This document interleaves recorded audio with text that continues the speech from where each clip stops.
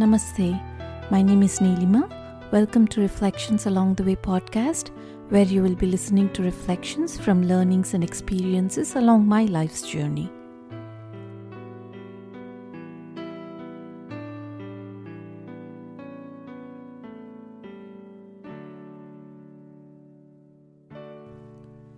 We as humans are very curious in nature. Right? We cannot rest until we know the cause of things.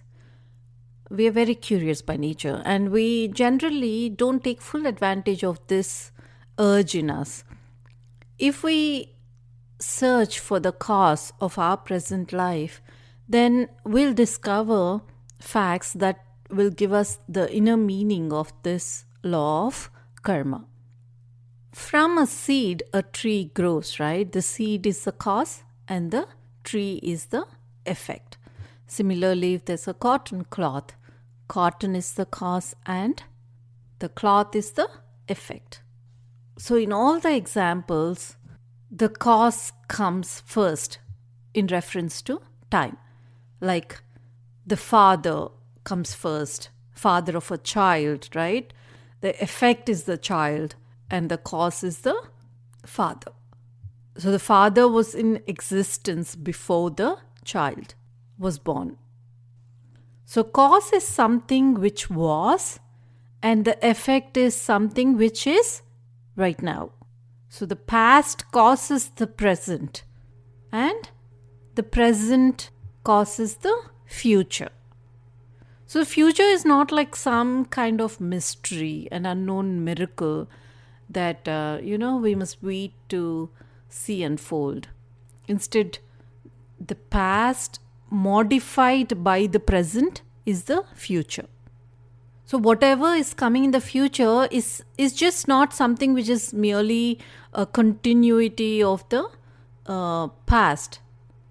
That freedom to be able to create a future for better or for worse is called self-effort. So what we do today, the effort we put in at present, that freedom we have, and that creates the future for us. It could be better, it could be worse based on our self-effort at present, right? If we were to say that present is just a product of the past, then it's incomplete.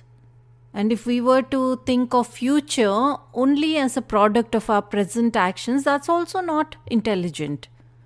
It's not like we are a complete slaves, and it is also not like we have complete freedom. There is this limited freedom, but if we use that freedom intelligently, then we can be free of all the entanglements. So when the law of karma is properly understood, then it's a great force of motivation to help us be the architects of our own future. So we're not like some helpless pawns in the hands of this mighty ruler that's sitting up and driving us and driving our lives. If we are weak or sorrowful, it is only because of our own past actions, past willful actions. In our ignorance in the past, we might have pursued certain negative values of life, and that has given us this pattern of circumstances that we are living in today.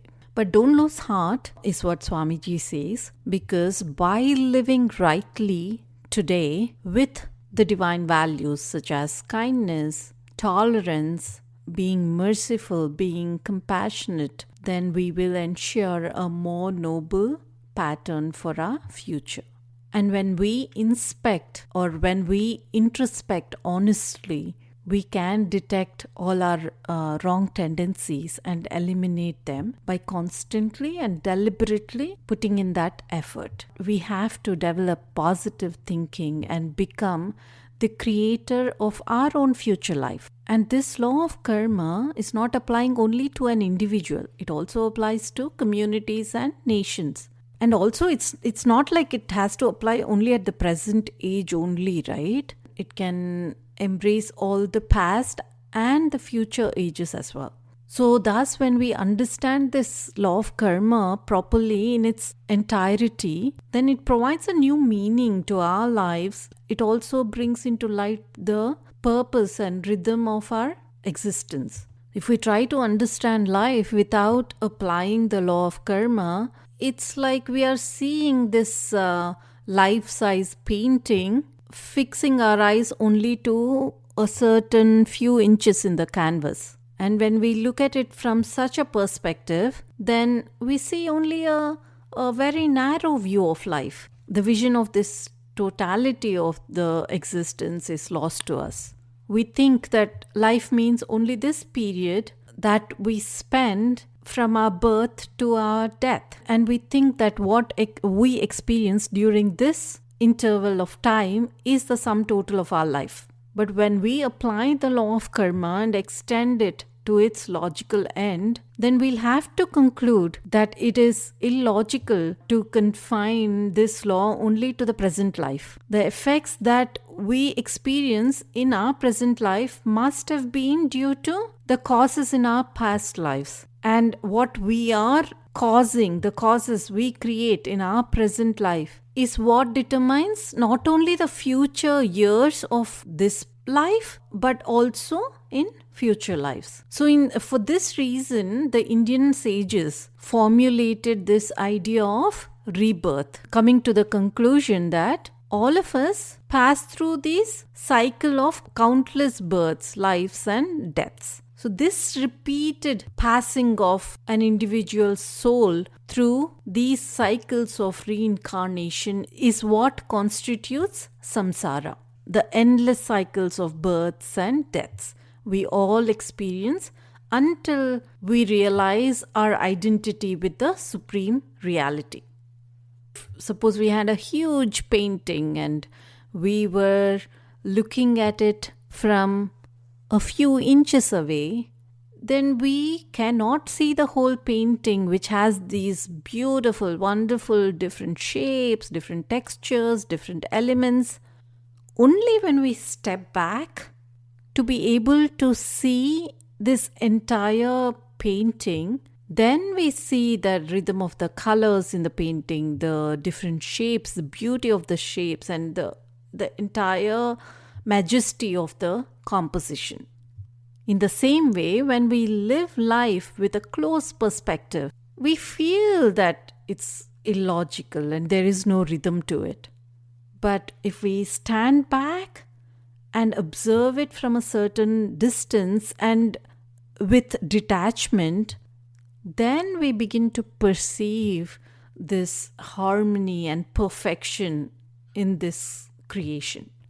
When some of us, when we go through sorrowful situations and all, we blame the creator, right? We kind of assume that the creator gave this fate.